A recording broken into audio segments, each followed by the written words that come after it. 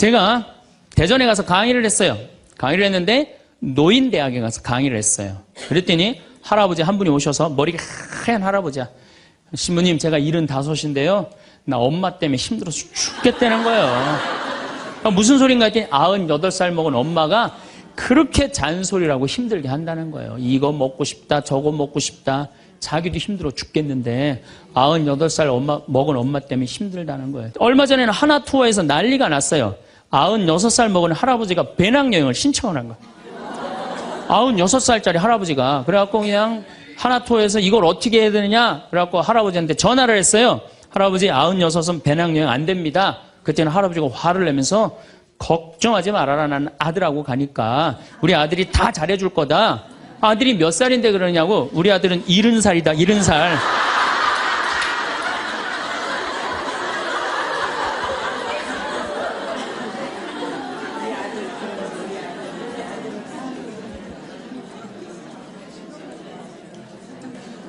자, 여러분들, 나는 그래도 늙어서 자식하고 삽니다. 난 너무너무 행복합니다. 그런 할머니는 정말로 정신없는 할머니예요. 나이 먹으면 눈두덩 쳐져요, 안 쳐져요? 눈가 쳐져요, 안 쳐져요? 볼 쳐지고 입술 쳐져요. 그럼 자식하고 사는 할머니, 나는 저녁 먹고 화도 안 났어. 화도 안 나고 그냥 텔레비를 보고 있는데 어떻게 하고 보고 있느냐면 이러고 보고 있는 거예요. 이러고. 아들이 지나가다가 뭐가 화가 나는 일이 있어서 저러나. 제가 요즘 초등학교 강의를 많이 나가요. 초등학교 자모들. 아, 예뻐요. 예뻐요.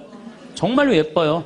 그리고 그냥 그 자모들이 이렇게 화장을 하고 오는데 웃으면은요, 눈꼬리 쫙 올라가고 입꼬리. 그러니까 그냥 화장들 어떻게 연필로 막 위로 그리고 오잖아요. 이렇게.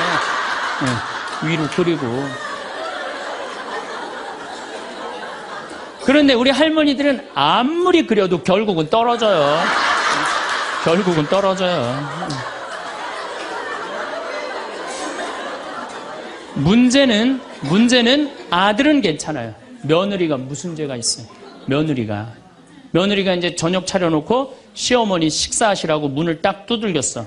방문을 딱 열었는데 또 이 시어머니 전기세 아낀다고 불은 꺼놓고 깜깜한 방에서 텔레비만 보고 있는 거야. 텔레비만. 그래갖고 그냥 밥 먹으라고 그랬는데 머리 하얀. 밥 먹으라고 그러냐? 문을 열 때마다 그냥 심장이 떡떡 떨어지는 거예요. 심장이 떡떡 떨어지는 거예요. 여기 우리 응암리라는 곳에 92살인가 91살 먹은 친정 엄마를 63살 먹은 딸이 모시고 들어왔어요. 근데 이 자매가 하는 말이 자기는 평창에 들어와갖고 밤에 깜깜한 것도 하나도 안 무섭고 짐승 소리도 하나도 안 무섭대. 뭐가 제일 무서우냐면 아침에 밭에 나가고 일하고 들어오고 이제 아침 먹으러 딱 들어오면은 엄마가 거실 정가운데 소파에 앉아갖고 91살 먹은 엄마가 이러고 쳐다보는 게 제일 무섭대. 제일 무섭대. 우리가 이 세상 살면서 유혹에만 안 빠지면 행복하게 살 수 있죠? 내 마음 안에 천사하고 악마가 동거하고 있는 것 같지 않아요?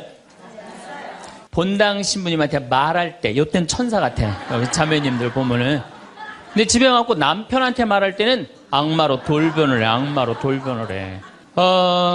나는 너무너무 착해. 착해갖고 우리 형님은 능력이 있어갖고 직장 생활하는데 나는 착하기만 하고 능력은 없어. 그래서 하는 생활이라고는 신앙 생활밖에 안 해. 그런데 우리 시어머니가 형님한테 가서 살아야 되는데 능력 있는 큰형님은 못 모시고 착하기만 나만, 신앙생활은 나만 내가 시어머니를 모셔. 근데 천사 같으니까 시어머니 모셔요. 내가 예수님 십자가 생각하고.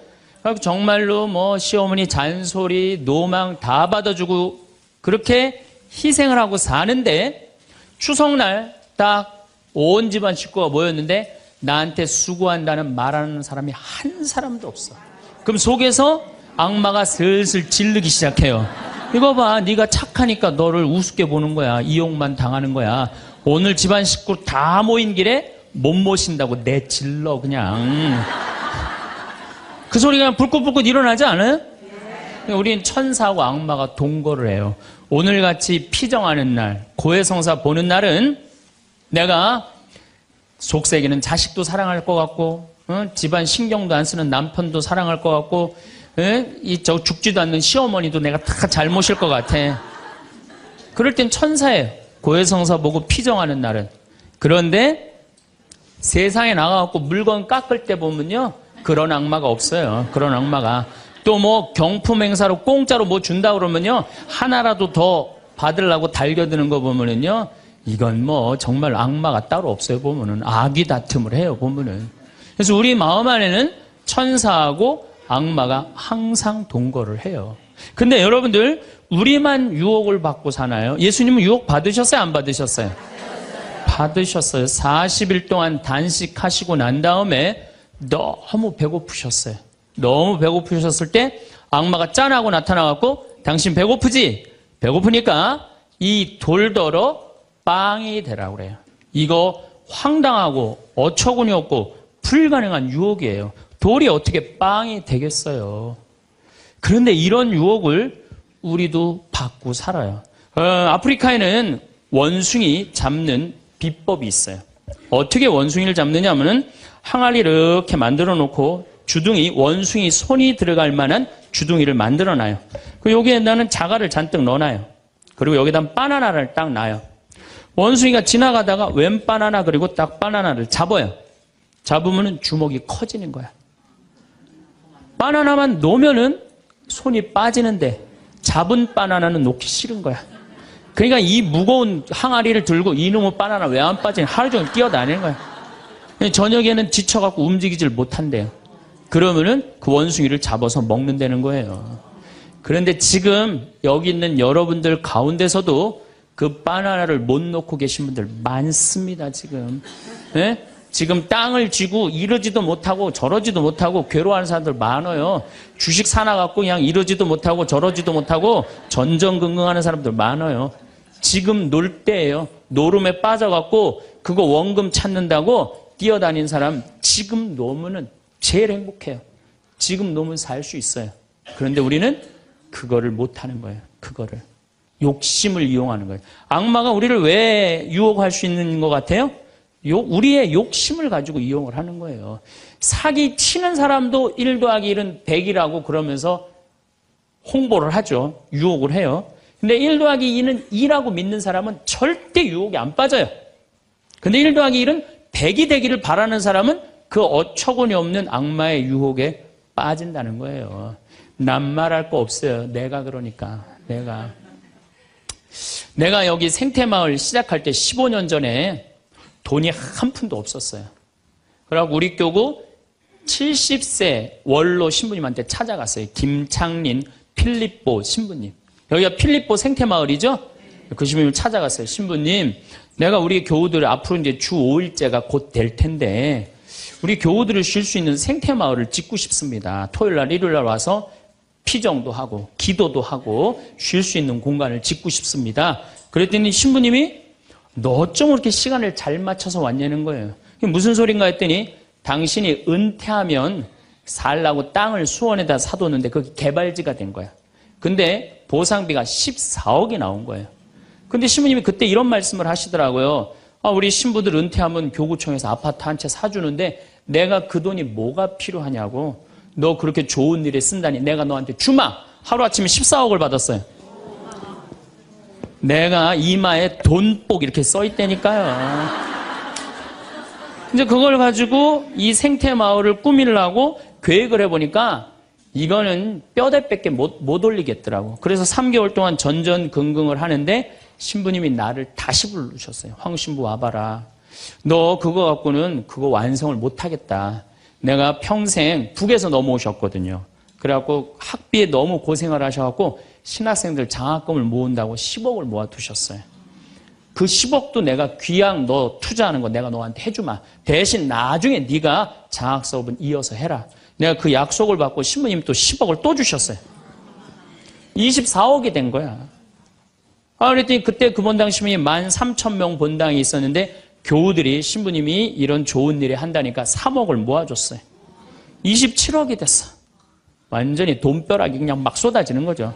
그랬더니 후배 신부들이, 우리 수원교구 후배 신부님들이 선배 최고 원로 신부님이 이런 사업에 한다니까 동참하겠다고 3억을 또 모아주셨어요. 그래갖고 30억이 돼갖고 이 생태 마을을 내가 진 거예요. 2년 만에. 어디 한번 모금 한번 안 다니고 그 신부님이 다 해주셨어요. 그래서 여기가 그 신부님 본명을 따서 필리포 생태 마을이 된 거예요. 아니 이렇게 30억을 해서 줘서 주셨으면은 내가 열심히 피정 지도하고 여기 또 우리 농토 많으니까 농사 열심히 져갖고 뭐 황토 성당도 짓고 황토 찜질방도 짓고 황토집도 하나하나 져나가면 되는데 하루아침에 30억이 생기니까 내가 확 미쳐버리더라고요. 내가 일해서 이 하나하나 개발할 생각은 안 하고 어디 돈 많은 과부 없나 이것만 찾으러 다니는 거예요. 돈 많은 과부 없나. 이 미친 거죠. 제가 보기에는. 그래갖고 1년을 돈 많은 사람만 찾아다녔어요. 그것도 33, 4살밖에 안 된 새파란 신부가. 얼마나 이거 황당한 일이에요. 나도 1 더하기 1은 100이라고 생각을 한 거죠. 근데 그렇게 1년을 따라다녔는데 이게 또 부자들이 특징이 있어요. 도와줄 것 같으면서도 안 도와주고 안 도와줄 것 같으면서도 도와줄 것 같이 말하고 미치겠더라고요. 내 마음 안에 평화가 하나도 없더라고요. 그런데 사도 바오로가 데살로니가 후서 3장 6절서부터 10절까지 내 머리를 한 대 때렸어요. 일하기 싫은 사람은 먹지도 말아라. 나는 교회에 주님의 말씀을 전하지만 성도들한테 피해를 주기 싫어서 밤낮으로 일을 했다. 금을 짜는 일을 했다 이거예요. 그래 내가 열심히 농사 짓고 된장, 간장, 고추장, 청국장 우리 콩 있으니까 여기 또 지역 주민들하고 콩 계약 재배하고 그렇게 하면 되지. 그래갖고 그때부터 벌써 14년 전이네요. 그때부터 된장, 간장, 고추장, 청국장, 김장 농약 안 친 걸로 김장하고 요즘은 또 청국장 가루 이거 아주 너무너무 좋아갖고 오늘도 벌써 2가마를 띄웠는데 다 팔렸어요. 그러니까 내가 이걸 한 첫 해는 판매액이 1억이었는데 작년에는 17억이에요. 너무 즐거운 거예요, 사는 게.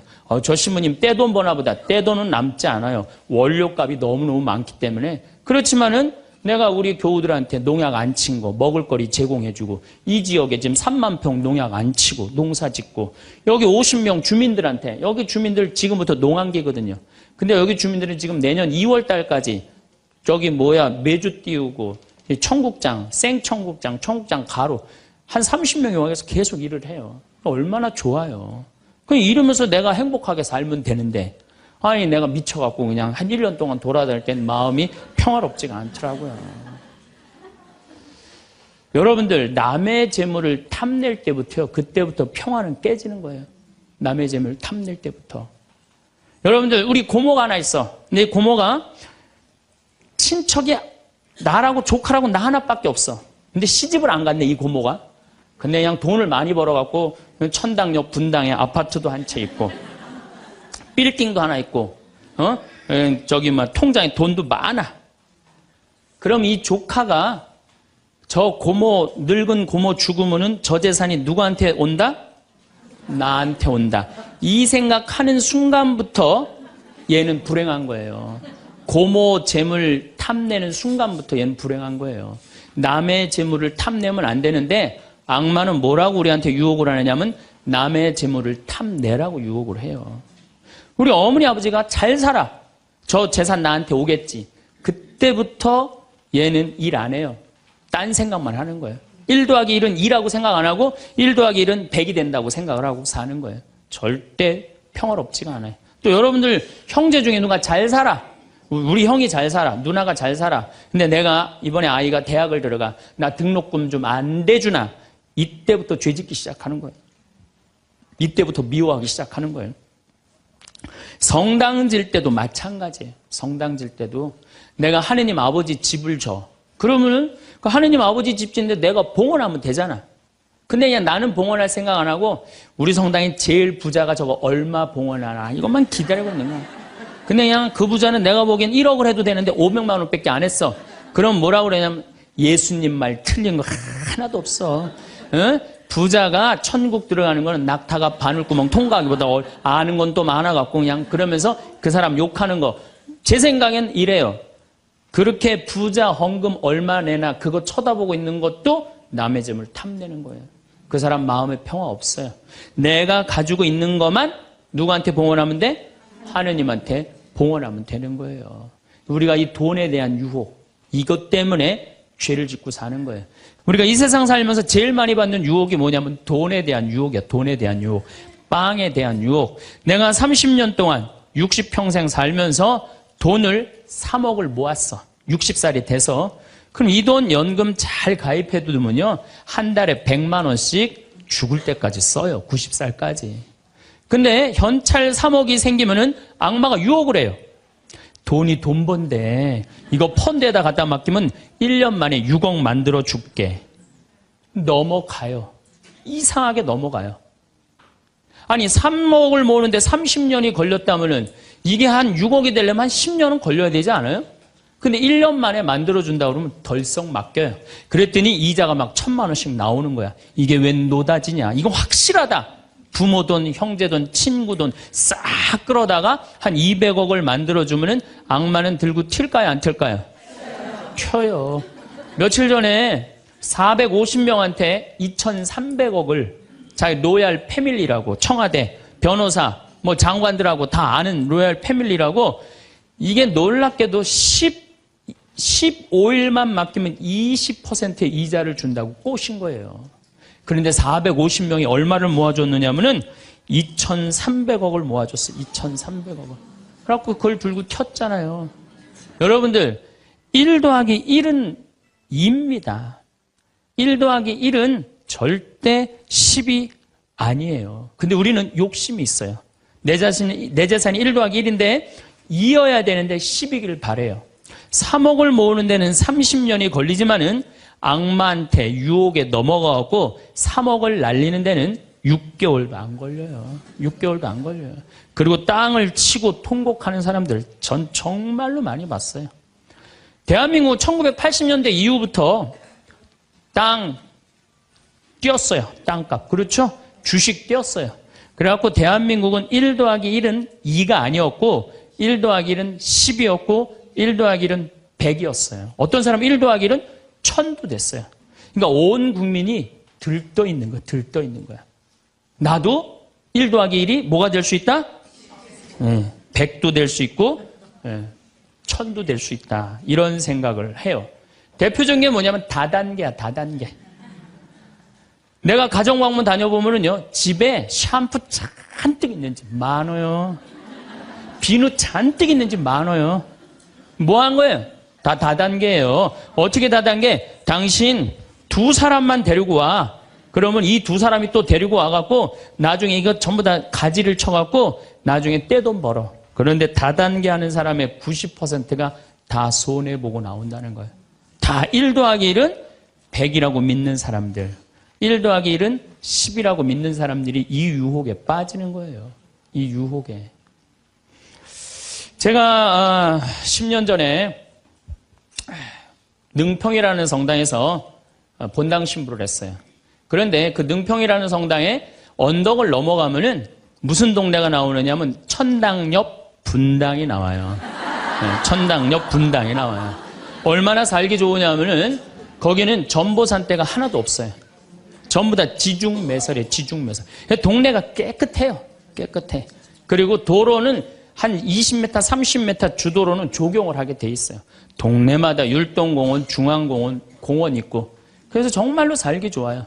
우리 동네 사람들은 그 언덕만 넘으면 전보산대가 얼마나 많은지, 전선줄이 얼마나 많이 엉겨 있는지, 그 분당에만 있으면 마음이 차분한데 우리 동네만 딱 들어서면은 동네가 미친 여자 머리 풀어헤쳐 놓은 것 같아요. 미친 여자 머리 풀어헤쳐 놓은 것 같아요. 마음이 산란해. 그러니까 우리 동네 사람들 꿈은 뭐냐면 천당 옆 분당으로 이사 가는 게 꿈이야. 그래갖고 5억짜리 아파트가 당첨이 됐어. 5억짜리 아파트가. 그런데 내가 가지고 있는 돈은 4억 5천밖에 안 돼. 이제 5천만 원만 있으면은 프리미엄이 붙어갖고 7억이 되는 거야. 7억이 되는 거니까 1 더하기 1은 10이 되는 순간이에요. 근데 이 5천만 원이 구할 길이 없네. 제일 만만한 건 누구냐면 늙은 부모님이야. 라고 찾아갖고 얘기를 해요.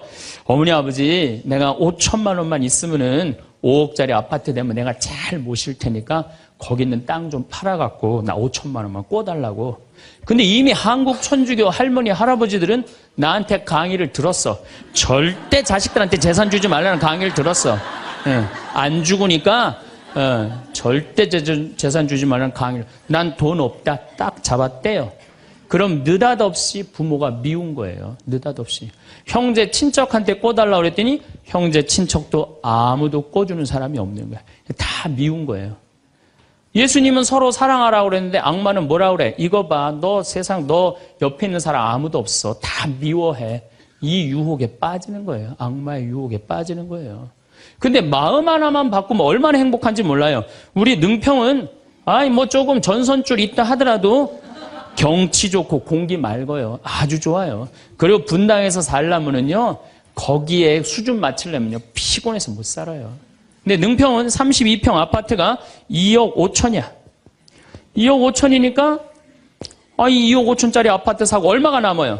2억이 남아요. 이거 갖고 맛있는 것도 사먹고, 여행도 다니고, 어려운 사람도 도와주고, 얼마나 좋아요.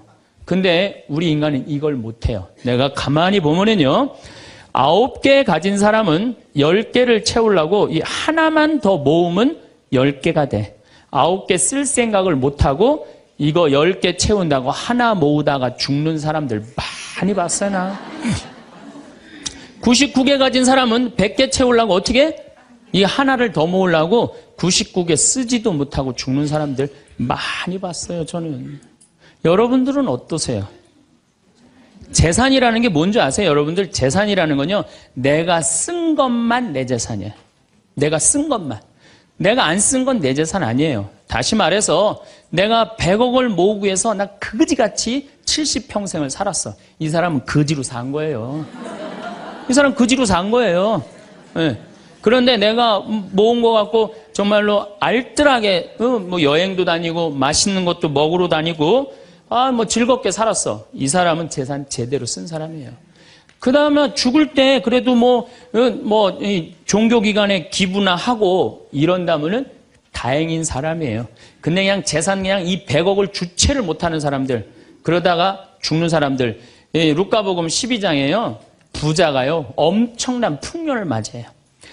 이거 나눌 생각을 안 하고 자기를 위해서 창고를 크게 줘요. 그리고 영혼한테 얘기해. 너 이제 편안하게 살아라. 그러니까 하느님이 뭐라 그래요? 이 어리석은 자야, 오늘 밤이 네 영혼이 떠나는 날이다. 너한테는 그렇게 잘 쓰면서 하느님한테 인색한 자의 끝이 이렇다. 재물을 어디다 쌓아둬라? 하늘에 쌓아둬라. 제가 제일 열받을 때가 언제냐면은 97년, 98년 IMF 터졌을 때. 이때 막 우리 교우들 20억, 30억 막 날렸어요. 그래서 술이 그냥 떡이 돼갖고 와서 나한테 뭐라 그러냐면, 신부님, 이렇게 허무하게 날아갈 줄 알았으면 신축금이라도 많이 낼 걸 그랬다. 제일 열받을 때. 그럴 줄 알았으면 미리 해지. 왜 날리고 와서 나한테 그래. 열심히 산 사람들이 실패하고 울면은 동정이 가는데요. 땅 투기하다가, 주식 투자하다가, 노름하다가, 이거 재산 날리고 와서 눈물 흘리고, 자기 고통스럽다고 얘기하는 사람한테는요, 동정이 안 가요. 열심히 살다가 실패한 사람한테는 정말로 동정이 가는데, 주식 투자하다 돈 다 날리는 사람들 동정이 안 가요. 여러분들, 주식 투자를 하려면은요, 재산 우리 95% 투자자들이 다 실패해요. 왜 그런 줄 아세요? 1년 만에 샀다 팔았다 그래요. 워렌 버핏이라는 사람은 미국 최고의 부자예요. 지금 60년 동안 거의 주식을 했는데 610억 달러를 벌었어요. 주식으로만. 근데 그 사람은 한번 주식을 사면은 최소한 5년, 10년, 20년까지 그냥 쥐고 있는 거예요. 그러니까 돈을 버는 거야. 근데 우리는 그냥 얼마 전에 잠깐 무슨 경제 방송을 보니까 3개월 만에 15% 내는 수익 방법. 그런 건 없어요. 1 더하기 1은 2지 1 더하기 1은 10이 절대 아니에요. 근데 우리는 그렇게 착각하고 사는 거예요. 그런 기대 속에서. 그런데 유혹 중에 제일 무서운 유혹이 뭔지 아세요? 여러분들 돈 왜 벌어요? 자식 욕심 때문에 버는 거예요. 자식 때문에 여러분들 돈 버는 거예요. 자식 때문에. 아메리카의 인디안들은 자식이 태어나면 어디다 봉헌하냐면 별한테 봉헌한다고 그래요. 우리 아이 추억 많게 해달라고. 요즘 어제 그제 여기 별 정말 미치도록 많아요. 밤하늘에 별똥별이 2만 개가 떨어져. 2만 개. 지난번에 우리 수녀님도 한 20분 오셨을 때 내가 여기 마루 위에 강 위에다 마루를 깔아놨어요. 그 위에다 밤에 침낭 하나씩 다 드려요. 그럼 누워갖고 별을 보는데 별똥별이 1시간 동안 10개가 떨어졌대. 10개가. 수녀님들이 너무 행복하다는 거야.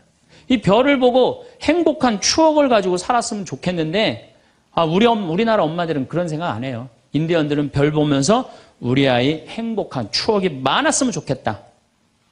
그리고 들판에 봉헌한대요. 우리 아이 건강하게 뛰어놀게 해달라고. 그 다음에 태양에 봉헌한대요. 우리 아이 아주 씩씩하고 건강하게 잘 자라게 해달라고. 근데 대한민국 엄마들은 애가 태어나면 어디다 봉헌하냐면 학원에 봉헌해. 학원에. 우리 아이 어디 들어가게 해달라고? 서울대학 들어가게 해달라고. 서울대학 들어가게 해달라고. 그래갖고 임신을 하면은 이거 굉장히 중요한 거예요. 임신을 하면은 하느님 나한테 생명을 주셔서 감사합니다. 이 아이가 하느님 이 세상에 태어나서 행복하게 살았으면 좋겠습니다. 이렇게 생각하는 엄마가 하나도 없다는 거예요.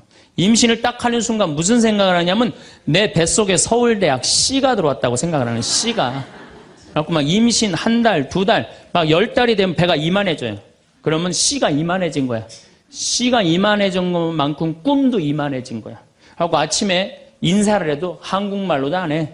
영어로 하는 거야. How are you today, my baby? Good morning. 막 영어로 하는 거야. 마음 급한 엄마들이. 네. 그래갖고 애가 엄마의 태를 열고 세상에 나왔어. 세상이 얼마나 예뻐요. 하늘도 예쁘고 별도 예쁘고 달도 예쁘고 단풍도 예쁘고. 근데 그냥 이 아이가 그냥 그 창문을 통해서 세상을 보려고 했더니 마음 급한 엄마는 너 그거 볼 시간이 어디 있어. 온 집안을 도배를 다 해놔요. 아니 집안만 도배해 놓으면 되지 창문에다가도 도배를 해놔요. 한쪽에는 그냥 가나다라 마바 차타카타 붙여놓고 반대쪽에는 ABCD. 누워서 모빌이 돌아가는데 막 기억 니은 디귿 리을이 막 돌아가는. 태어났는데 이 세상에 태어났더니만 어디에 가려? 글자에 가려갖고 세상 구경을 못하는 거예요. 그래갖고 애가 1살, 2살쯤 돼갖고 엄마, 아빠 이렇게 말을 하기 시작해요. 그러면은요 엄마들은 흥분하는 거예요. 드디어 우리 집에 천재 태어났다. 그래갖고 온 동네 다니면서 우리 애가 천재라고 막 자랑을 해요.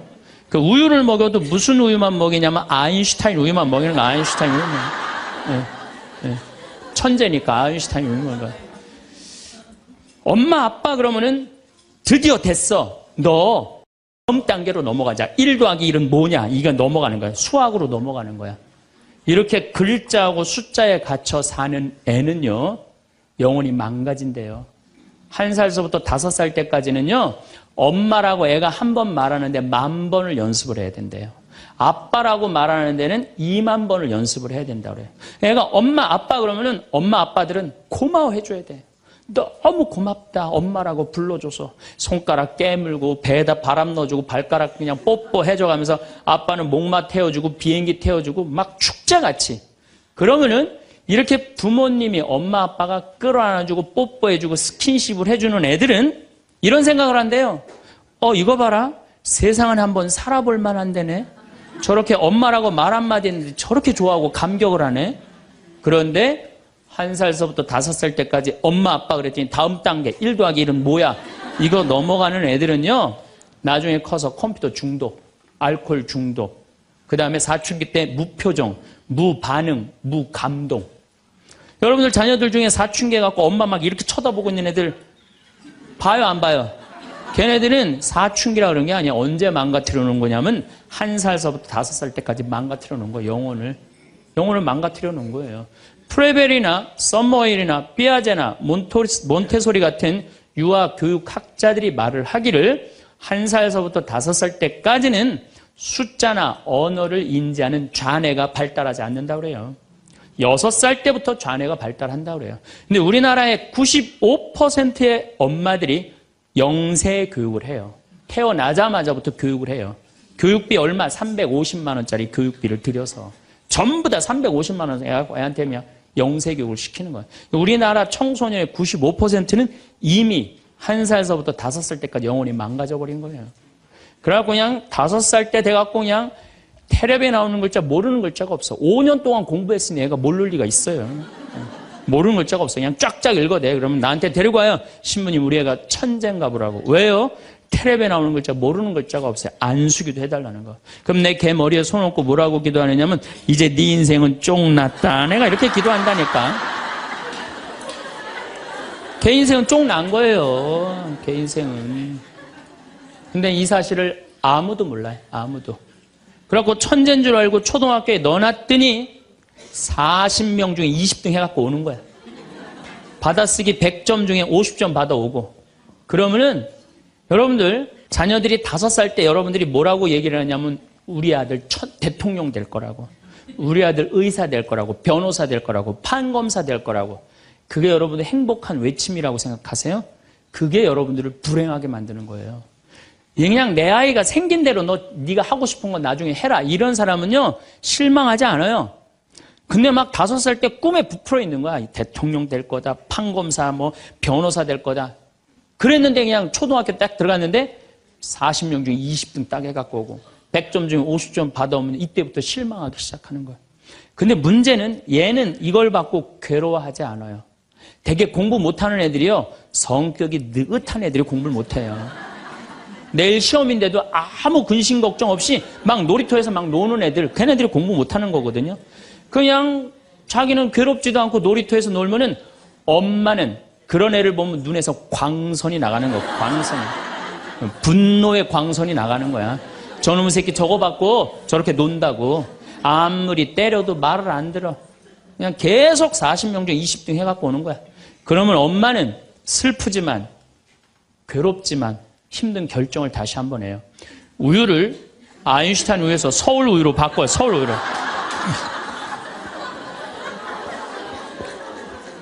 그래갖고 그냥 그렇게 6년 동안 서울 우유를 먹였는데 중학교 딱 올라갔는데 초등학교 때 말 안 듣는 거하고 차원이 틀려요. 중학교 때 컴퓨터 게임에 빠지면은요 미쳐요. 엄마하고 밥 먹으러 나가도 그냥 핸드폰으로라도 해요. 애들이. 그냥 그거 보고 있으면 속에서 불 나요? 안 나요? 속에서 불이 나죠. 근데 걔는요 그렇게 될 수밖에 없는 성장 과정이 있는 거예요. 그래갖고 막 학원을 막 땡땡이를 까는 거야. 초등학교 때는 때리면 울면서 갔는데 중학교 때는 간다고 가요 일단. 그러고 난 다음에 지가 알아서 컴퓨터 게임방 가서 게임하고 놀고 밤 10시에 학원 다녀왔다고 거짓말 하는 거야. 그러니 안 그래도 꼴배기 싫은데 그냥 불이 나는 거야.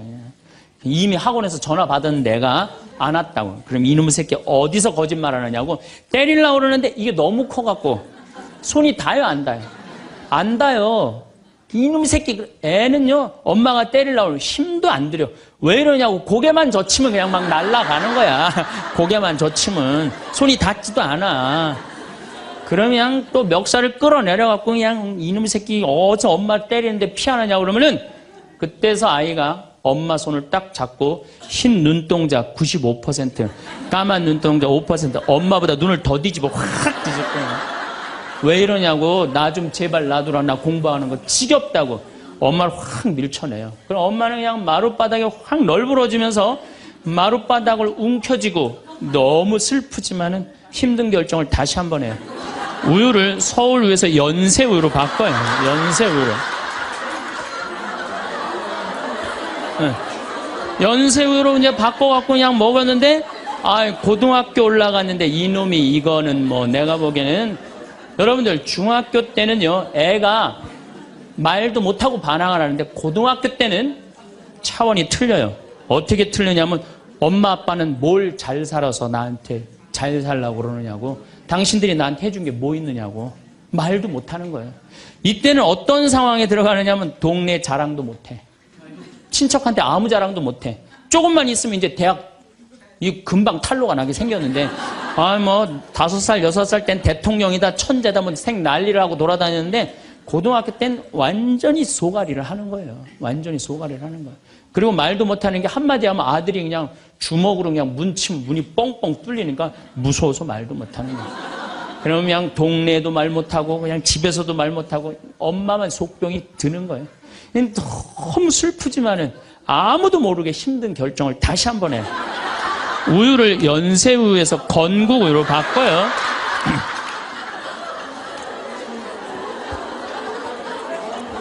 건국우유로 바꿔서 그렇게 먹였는데 고등학교 3학년 때 보니까 모의고사를 봤는데 15% 안에 들어야지 서울에 있는 학교를 가는데 30% 뒤로 막 밀리는 거야. 내가 재미난 경험이 있었어요.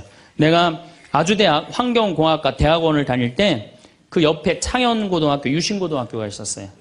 근데 걔네들이 1학년 딱 들어와서는 우리 학교를 보고 그랬대요. 내가 아주대학 가면은 내 대학을 안 간다 그랬대요. 1학년 되면은. 근데 2학년 애들은 상황이 틀리대요. 아주대학도 괜찮은데 이런데 2학년 되면. 근데 3학년이 된 애들은 그 창현고등학교, 유신고등학교 애들은 3학년 되면 제발 아주대학만이라도. 엄마가 딱 그런 마음이야. 그러니까 이제 엄마가 너무 슬프지만은 그 성적표를 받아보고 마지막으로 힘든 결정을 다시 한 번 해요. 우유를 건국우유에서 저지방 우유로 바꿔요.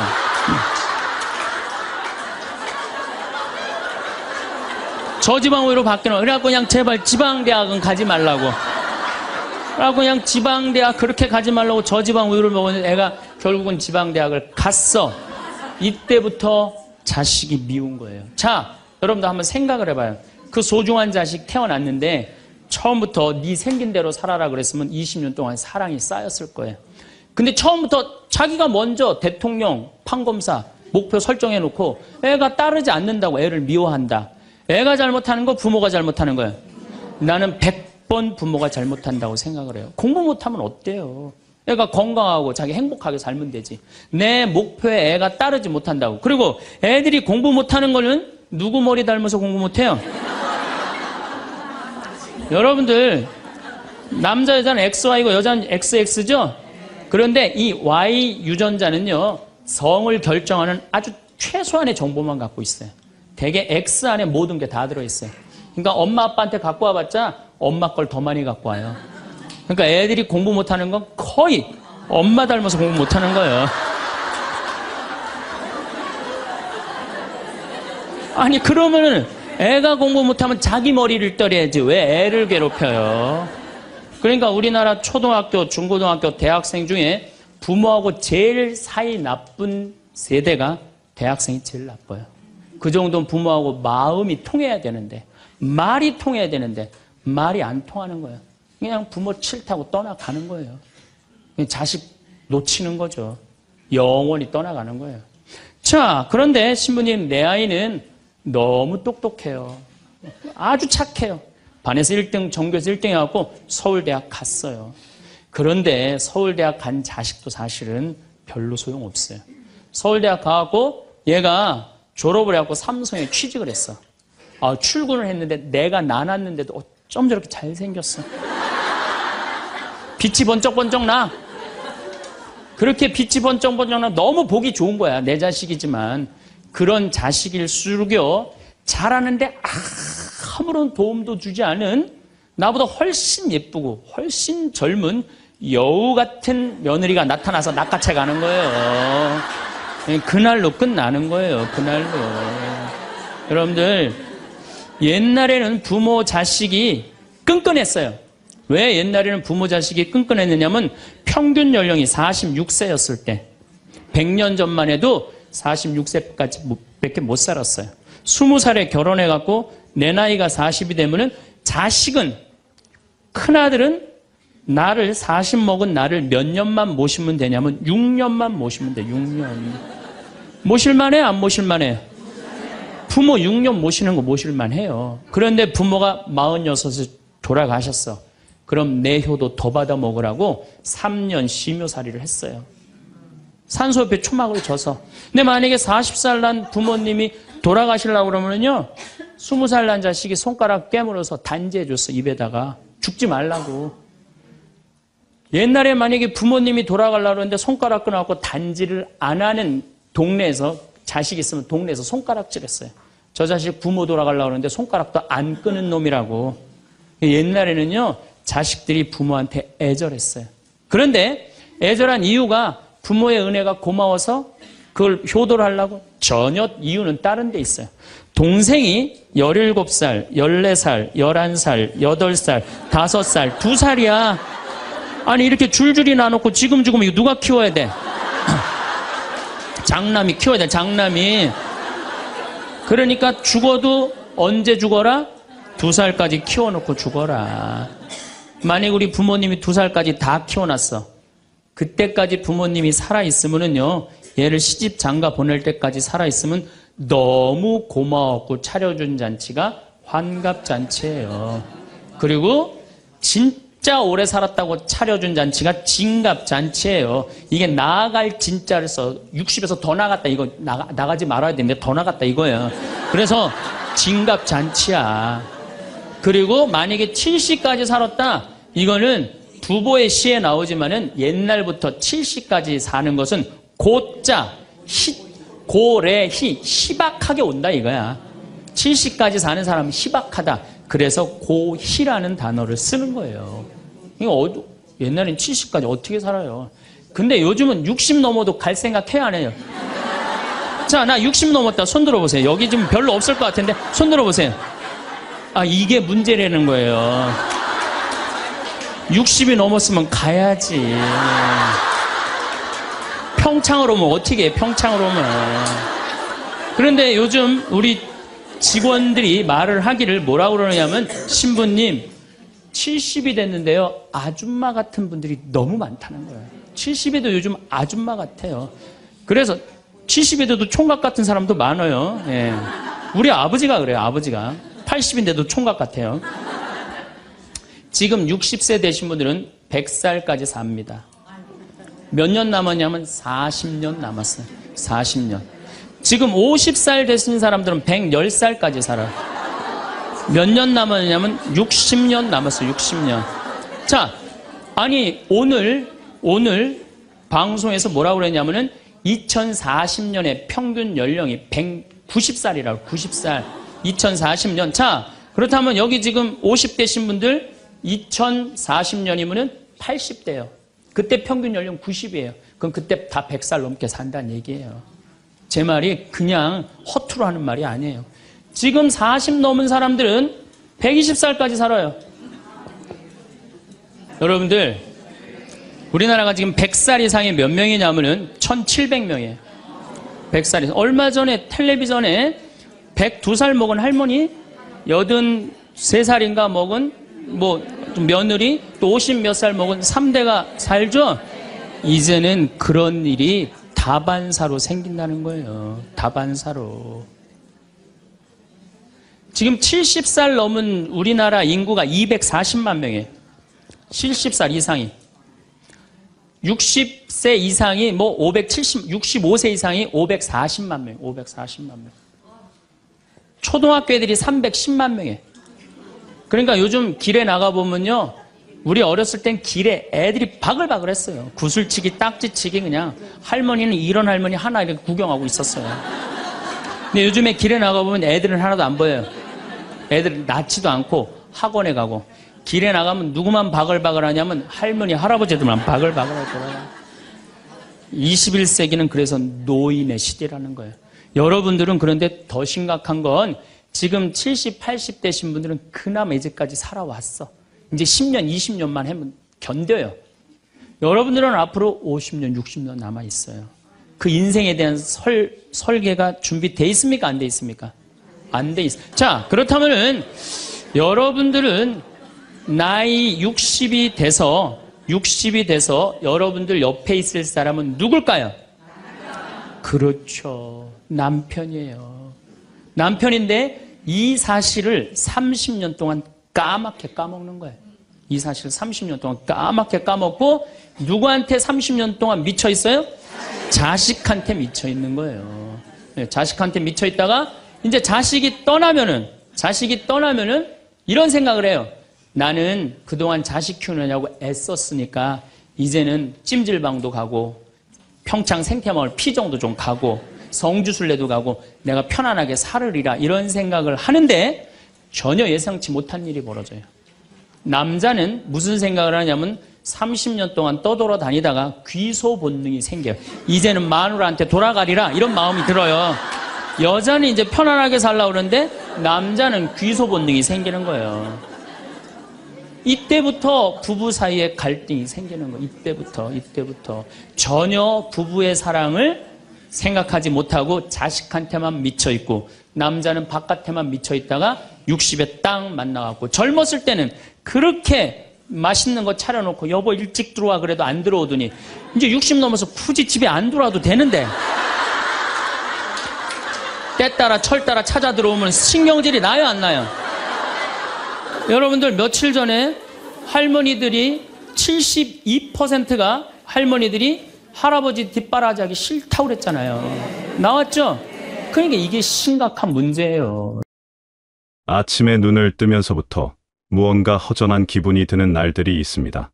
분명히 건강하고 지낼 만한 집이 있으며 가족들도 무사한데 마음 한구석이 공허합니다.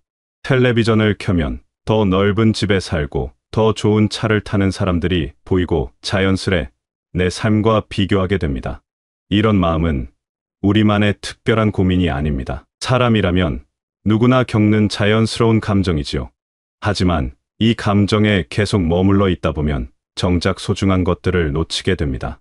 지금 이 순간의 작은 행복들을 그냥 지나쳐 버리게 되는 거지요. 여러분과 함께 행복을 바라보는 관점을 조금 바꿔보려고 합니다. 특별한 무언가를 더 가져야 행복해지는 것이 아니라 지금 가진 것들 속에서 행복을 찾는 방법을 이야기해 보겠습니다. 우리는 언제부터인가 다른 사람의 삶을 기준으로 내 삶을 평가하게 되었습니다. 아파트 평수나 자동차 종류 옷차림새까지도 누군가와 비교하며 내가 부족하다고 느낍니다. 심지어 자녀들의 성공이나 손자 손녀의 성장까지도 남과 견주어 보며 마음이 불편해집니다. 이런 비교하는 마음이야말로 우리를 가두는 보이지 않는 감옥입니다. 남들이 가진 것을 부러워하며 내가 가지지 못한 것들만 자꾸 눈에 들어옵니다. 그러다 보면 정작 내가 가진 소중한 것들은 당연하게 여기게 되지요. 예를 들어 건강한 몸으로 아침 산책을 할 수 있다는 것, 따뜻한 집에서 편안히 잠들 수 있다는 것, 맛있는 음식을 먹을 수 있다는 것들 말입니다. 이런 일상적인 것들이 사실은 얼마나 큰 행복인지 깨닫지 못하고 살아갑니다. 행복해지려면 먼저 내가 바꿀 수 있는 것과 바꿀 수 없는 것을 구분해야 합니다. 다른 사람이 무엇을 가지고 있는지, 세상이 나를 어떻게 평가하는지는 내가 바꿀 수 없는 영역입니다. 하지만 그런 것들을 바라보는 내 마음의 자세는 충분히 바꿀 수 있습니다. 남들의 시선에서 벗어나 내 삶을 내가 평가하기 시작하면 많은 것이 달라집니다. 작은 일에도 기쁨을 느낄 수 있고 평범한 하루도 소중하게 여길 수 있게 됩니다. 행복의 기준을 남에게서 나에게로 가져오는 것이지요. 이것은 현실에 안주하라는 뜻이 아닙니다. 오히려 정반대입니다. 다른 사람의 평가에 휘둘리지 않고 내가 진정 원하는 삶을 살아가겠다는 적극적인 선택입니다. 남들이 중요하게 여기는 것이 아니라 내가 소중하게 생각하는 가치를 기준으로 살아가는 것입니다. 감사하는 마음은 단순히 긍정적으로 생각하자는 이야기가 아닙니다. 감사는 지금 내가 가진 것들의 진짜 가치를 발견하는 능력입니다. 평범해 보이는 일상 속에서도 소중한 순간들을 찾아내는 마음의 눈을 기르는 것이지요. 아침에 일어나 창밖으로 들어오는 햇살을 보며 감사할 수 있습니다. 가족들이 건강하게 지내고 있다는 것에 감사할 수 있습니다. 오늘 하루도 무사히 보낼 수 있다는 것에 감사할 수 있습니다. 이런 작은 감사들이 모여 마음의 평화를 가져다 줍니다. 감사하는 마음을 가지면 부족함보다는 풍요로움이 먼저 보입니다. 없는 것을 아쉬워하기보다 있는 것을 소중히 여기게 됩니다. 그러면 자연스럽게 마음의 여유가 생기고 다른 사람들에게도 따뜻함을 나눌 수 있게 됩니다. 감사는 또한 현재에 집중하게 도와줍니다. 과거의 실수를 후회하거나 미래의 걱정에 사로잡히지 않고 지금 이 순간을 온전히 누릴 수 있게 해줍니다. 현재에 집중할 때 비로소 진정한 행복을 맛볼 수 있습니다. 요즘은 평균 수명이 많이 늘어났습니다. 자녀들이 독립한 후에도 상당히 긴 시간이 우리 앞에 펼쳐져 있습니다. 이 시간을 어떻게 보내느냐에 따라 인생의 만족도가 크게 달라질 수 있습니다. 자녀들이 집을 떠나고 나면 갑자기 텅 빈 느낌이 듭니다. 그동안 엄마 아빠로서의 역할에 모든 에너지를 쏟았는데 이제 그 역할이 줄어들면서 무엇을 해야 할지 모르겠다는 생각이 듭니다. 마치 인생의 목표를 잃어버린 것 같은 공허함을 느끼기도 합니다. 하지만 이 시간은 결코 의미 없는 시간이 아닙니다. 오히려 새로운 가능성으로 가득한 시간입니다. 그동안 다른 사람을 돌보느라 미뤄두었던 일들을 할 수 있는 기회이기도 합니다. 새로운 취미를 찾거나 하고 싶었던 일에 도전해 볼 수도 있습니다. 이런 새로운 시간을 누구와 함께 보낼 것인가를 생각해 보면 가장 먼저 떠오르는 사람이 배우자입니다. 가장 오랜 시간을 함께 해온 사람이자 앞으로도 가장 많은 시간을 함께할 사람이지요. 그동안은 각자 바쁜 일상 속에서 가족을 돌보느라 정작 서로에게 깊은 관심을 기울이기 어려웠을 수도 있습니다. 아이들 교육이나 생계를 위해 애쓰느라 부부간의 대화나 공통 관심사를 만들어갈 여유가 부족했을지도 모릅니다. 이제는 그런 외적인 압박에서 조금 자유로워졌습니다. 서로에게 집중할 수 있는 시간과 여유가 생겼습니다. 이 기회를 통해 배우자와의 관계를 새롭게 만들어갈 수 있습니다. 단순히 가정을 꾸려가는 동반자가 아니라 인생을 함께 즐기는 친구가 될 수 있습니다. 자녀들이 어릴 때는 서로를 엄마 아빠라고 부르는 것이 자연스러웠습니다. 하지만 이제는 다시 서로의 본래 이름을 불러주는 것도 좋겠습니다. 누군가의 부모가 아닌 한 사람의 개인으로서 서로를 바라보는 것이지요. 함께 새로운 장소에 가보거나 새로운 활동을 시작해 볼 수도 있습니다. 그동안 각자 관심 있어 했던 것들을 나누어 보고 함께 배워볼 수도 있습니다. 서로의 꿈이나 계획을 들어보고 응원해 주는 것도 의미 있는 일입니다. 중요한 것은 서로를 있는 그대로 받아들이고 존중하는 마음입니다. 그동안 살아오면서 각자 고생도 많았고 상처도 있을 것입니다. 하지만 그 모든 것을 함께 겪어온 사이이기 때문에 더욱 깊이 이해하고 위로할 수 있습니다. 서로의 변화도 자연스럽게 받아들일 필요가 있습니다. 사람은 나이가 들면서 계속 변해갑니다. 예전과 다른 모습을 보일 수도 있고 새로운 관심사를 갖게 될 수도 있습니다. 이런 변화를 부정적으로 보지 말고 새로운 매력으로 발견해 나가는 것이 좋겠습니다. 혼자 할 수 있는 일들도 많지만 둘이 함께 할 때 더 의미 있고 즐거운 일들이 있습니다. 함께 여행을 다니며 새로운 곳을 구경하고 맛있는 음식도 나누어 먹을 수 있습니다. 함께 운동하며 건강도 챙기고 서로 격려할 수도 있습니다. 작은 일상도 함께 나누면 더 풍성해집니다. 장을 보러 가거나 산책을 하거나 텔레비전을 보는 것도 혼자 할 때와는 다른 즐거움이 있습니다. 서로의 생각을 나누고 대화를 나누며 시간을 보내는 것 자체가 소중한 추억이 됩니다. 때로는 서로 다른 일을 하면서도 같은 공간에 있는 것만으로도 위안이 됩니다. 각자 좋아하는 일을 하면서도 옆에 믿을 만한 사람이 있다는 것만으로 마음이 든든해집니다. 함께 미래를 계획하는 것도 의미 있는 일입니다. 어떤 곳에 가보고 싶은지, 무엇을 해보고 싶은지, 어떻게 시간을 보내고 싶은지 함께 이야기해보면 기대감도 생기고 삶의 목표도 생깁니다. 첫 번째 생각과 두 번째 생각은 결국 하나로 연결됩니다. 내 마음을 다스리고 현재에 감사할 줄 아는 사람만이 다른 사람과도 건강한 관계를 맺을 수 있습니다. 자신의 행복을 스스로 만들어갈 수 있는 사람이어야 상대방에게도 진정한 행복을 줄 수 있습니다. 반대로 늘 불만족스럽고 다른 사람 탓만 하는 마음으로는 좋은 관계를 유지하기 어렵습니다. 배우자에게 모든 책임을 떠넘기거나 상대방이 나를 행복하게 해주기만을 바란다면 결국 둘 다 힘들어집니다. 내가 먼저 감사하는 마음을 가지고 작은 일에도 기쁨을 느낄 수 있다면 그 긍정적인 에너지가 배우자에게도 전달됩니다. 서로가 서로에게 좋은 영향을 주는 선순환이 만들어지는 것이지요. 진정한 행복은 혼자서도 충분히 만족할 수 있으면서 동시에 함께할 때는 더 큰 기쁨을 느낄 수 있는 상태입니다. 상대방이 없으면 불안하고 외로워지는 것이 아니라 혼자 있을 때도 평안하면서 함께할 때는 그 기쁨이 배가 되는 것이지요. 이런 관계를 만들어 가려면 서로에 대한 의존보다는 독립성을 유지하면서도 깊은 유대감을 나누어야 합니다. 각자의 개성과 관심사를 존중하면서도 공통의 관심사와 목표를 찾아가는 것입니다. 배우자가 내 소유물이 아니라 함께 인생길을 걷는 동반자라는 생각을 가지는 것이 중요합니다. 서로를 바꾸려고 하지 말고 있는 그대로 받아들이면서도 함께 성장해 나가려는 마음을 가져야 합니다. 매일 아침 일어나서 오늘 하루 감사할 일 3가지를 생각해보는 습관을 만들어 보세요. 아주 작은 것이어도 괜찮습니다. 맑은 공기를 마실 수 있다는 것, 따뜻한 침대에서 잘 수 있었다는 것, 맛있는 아침 식사를 할 수 있다는 것 등 평범한 일상 속에서도 감사할 거리는 많이 있습니다. 배우자에게도 감사의 마음을 자주 표현해 보세요. 당연하게 여겨왔던 일들에 대해서도 고맙다는 말을 해보세요. 작은 도움이나 배려에 대해서도 감사 인사를 전해보세요. 이런 작은 표현들이 관계를 더욱 따뜻하게 만들어줍니다. 배우자와의 대화 주제를 다양화해보세요. 생활상에 필요한 이야기뿐만 아니라 서로의 생각이나 느낌을 나누는 대화도 늘려보세요. 어떤 것이 행복한지, 무엇을 하고 싶은지, 어떤 꿈이 있는지 등에 대해 이야기해보세요. 과거의 추억을 함께 되짚어보는 것도 좋은 대화 소재입니다.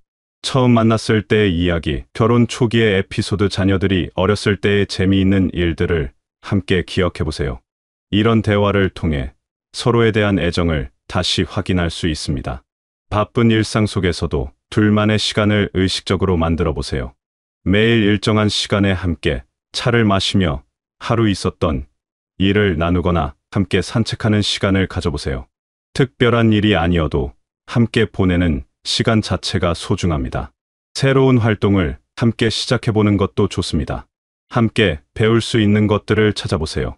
요리 클래스나 댄스 교실 등 둘이 함께 참여할 수 있는 활동들이 많이 있습니다.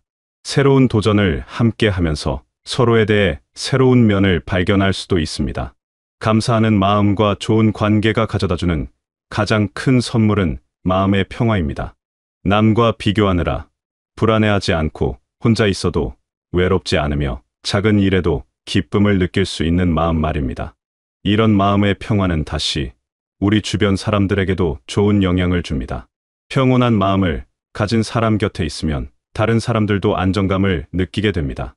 자녀들도 여유 있고 행복한 부모의 모습을 보면서 자신들의 삶에 대해서도 긍정적인 태도를 갖게 됩니다. 행복은 전염됩니다. 내가 행복하면 가족들도 덩달아 행복해지고 그 행복이 또 다른 사람들에게도 퍼져나갑니다. 이렇게 작은 행복의 원을 그리며 살아가는 것이야말로 우리가 할 수 있는 가장 의미 있는 일이 아닐까요? 행복은 멀리 있는 목표가 아닙니다. 언젠가 모든 조건이 완벽해졌을 때 찾아올 보상도 아닙니다.